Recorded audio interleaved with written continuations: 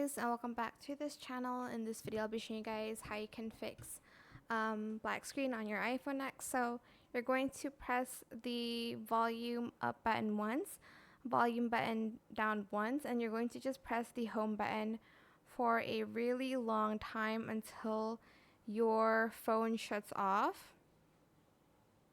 Okay, apparently mine is already off. And you're just going to then turn it on again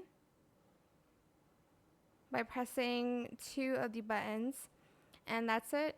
Wow, my screen is dirty, I'm sorry. That is it for this video. I hope it was helpful for you guys. Don't forget to like, comment, share. Also subscribe to this channel if you haven't done that already. If you have any more questions about this video, just leave it in the comment section down below. I will try my best to answer them all for you guys. And if you found this video helpful, please click the thanks button as well. That is it for this video. Thank you so much for watching. Bye.